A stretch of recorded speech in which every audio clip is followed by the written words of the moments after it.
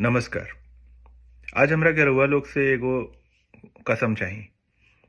अभी जैसे न्यूज़ आवता कि कोयम्बटूर में अपना पूर्वांचल के जौन मजदूर सबके पिटाई भइल बा, चाहे बहुत सबके मर्डर भी हो गइल बा। न्यूज़ सच बा झूठ बा पता ना, लेकिन कुछ न कुछ तो ओजा हो रहल बा। अम, एकरा पहिले बम्बई से बहुत सारा मजदूर सबके भगाइल गेल रहे। पंजाब में एकनी के कभी कभी रूम में बंद करके पीटे सन। बहुत बुरा हालत में मजदूर सबके रखे सन और ओकनी के पीट के भगा देवलन सन, बिहारी बोल के चाहे पूर्वांचल के बोल के। बेंगलोर से भगाइल गेल रहे एक बार। ओजा भी ई सब चलत रहे, अभियो चलता। तब पूरा देश में ई जौन मजदूर सबके जौन मार पीट के भगा देतन सन और ओकनी के ऊपर जौन जुल्म होता, ओकरा बारे में हम सोचता नहीं हाँ कि ई कैसन टाइप के आदमी के एकनी के टारगेट करलन सन। काहे कि बिहारी और यूपी वाला आदमी तो पंजाबों में बा, बॉम्बे में भी बा और चेन्नई में भी बा, बेंगलोर में भी बा। ओकनी के तो केहू कुछ ना करेला, लेकिन ई मजदूर सब जौन ओकनी के कमजोर मिल जालन सन, एकनिए के मार पीट के भगा देवलन सन। तो हमनी के आज ई कसम खाए के चाहिए और इहे एगो रिक्वेस्ट आज बा रउआ लोग से कि कसम खाए कि हमनी के जौन अगला जनरेशन होई, कम से कम अपन भोजपुरिया क्षेत्र के उ कुछो करे, मजदूरी ना करी। अब बहुत लोग सोचे कि भाई यह तो गरीब आदमी और का करी, मजदूरी ना करी। तो मजदूरी के अलावा बहुत काम बा भाई। ई तमिलनाडु में और पंजाब में एजा के आदमी सब अभी मजदूरी छोड़ दिले बड़न सन पूरा के पूरा। एकनी कौन पढ़ल लिखल नहीं खन सन, एकनी के अपन दूसरा तरफ घुसेलन सन। और ओकरा पीछे जौन सबसे बड़ा ड्राइविंग फैक्टर बा, ओकरा पीछे जौन सबसे बड़ा जौन जौन ओकनी के जौन सपोर्ट जौन मिलेला, उ मिलेला ओकनी के भाषा से। एगो तो हमनी के तो भाषा के कोनो मान्यता नहीं है, तो ओकरा के छोड़ दी। लेकिन एकरा अलावा अगर कोनो भाषा हमनी के आज मदद कर सकता, अपन मातृभाषा के तो रख ही के बा, उ कहीं जाई ना।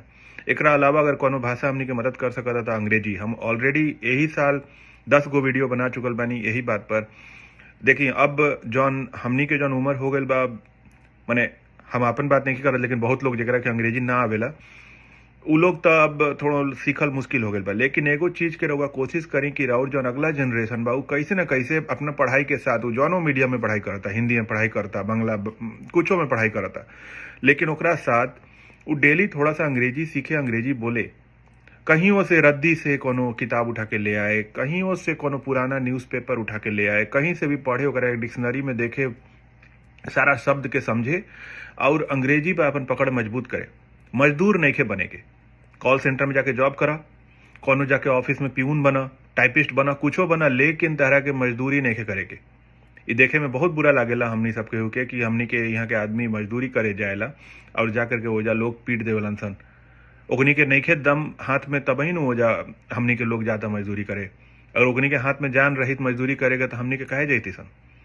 तो बात बाकी के स्ट्रांग बाए, जब स्ट्रांग हमनी के बानी सन, लेकिन ओकरा बादो हमनिए के पिटाई हो रहल बा। तो ई चीज एकदम खराब बा। हम जौन कहनी अंग्रेजी के बारे में, ई भले ही 2-3 साल 4 साल में रउआ के फल ना दी, लेकिन राउर अगला जनरेशन के कम से कम भविष्य के सुधार दी। ई बात के ध्यान दी। और ये हम बार बार बोलतनी, एमे देशभक्ति, राष्ट्रभक्ति, विदेशी भाषा, ई सब बात के अपन दिमाग से बाहर निकाली।